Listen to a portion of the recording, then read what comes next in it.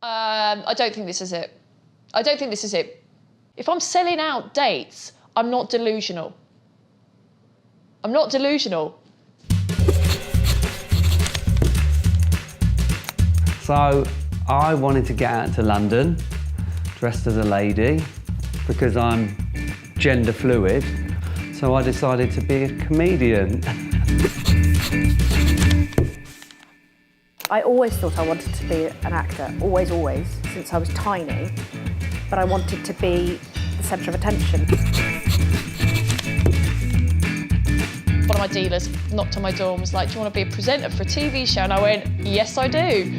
And so I spent the next year just going to like 5 Oceanas a week and getting girls to give blowjobs in return for WKDs.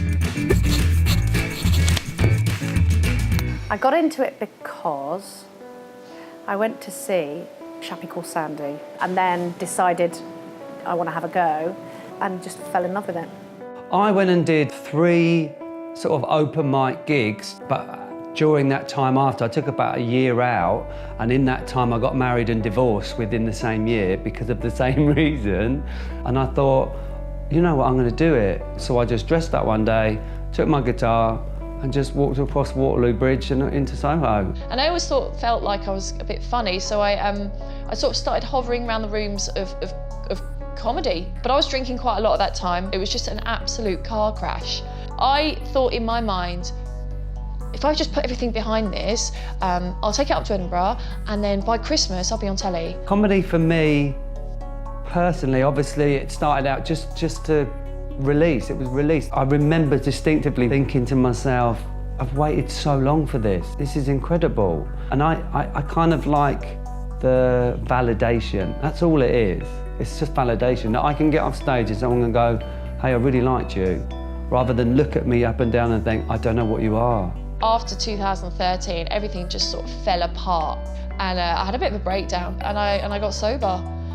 Part of my recovery, I guess, has been comedy.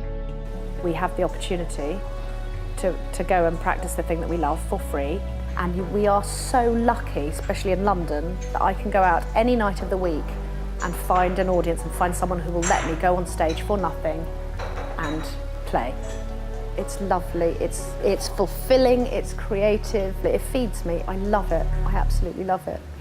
It's not always the way, is it, when we do comedy, when we come to comedy nights, that it's so diverse, that there's a good, like, last night I was at a gig, there were 7 acts on the bill. Every single one of them was a comedian. I'd love to be able to use some of the real, you know, pain that I've been through to affect people and to help people. But in terms of like grand goals, like I want to sell out all my tours every year, and I want an internationally syndicated chat show. I just want them to like me. I just want people to look at me and laugh and like me. That's what I really want. I'd like it if people thought, oh, that's clever, that's a different way of looking at things. But mostly I just want the attention. You know it's hard to wear a thong when you've got bollocks. That's it. I think the hardest moments are when you start, because you don't know if you're delusional. Comedy is great, right? But there is a point when you're developing your early self, when people aren't quite buying tickets for you, that you might be delusional. And you see it in the open mics all the time. People buying tickets to your shows, it doesn't matter if you're delusional. and that's the main thing, you know, that, you know. I think people go home and cry about it on their own when they're feeling really insecure on their own. It's difficult because, again, I do need validation. I don't want it, I need it. If people didn't like what I was doing, I think it would probably not destroy me, but I'd get really, really down about it. And probably then angry, then bitter, and then I'd probably give up. They talk a lot about, don't they, about finding your voice when you're a comedian. And I don't need to find my voice because I'm 50 years old. And if you can tap into your, you know, it doesn't matter, you just got to find your audience. And I tell you what, there's a lot of people that aren't being catered to in comedy, and I think it's an exciting place to be. I don't know why I don't like doing comedy as Matt. I'm sure I could, but it just seems as if I'm then doing comedy for comedy's sake. Whereas I'm doing comedy at the moment so I can dress up and buy dresses. It's a perfect excuse. And yeah, I'll do comedy till I'm 72 if I have to, as Jenny.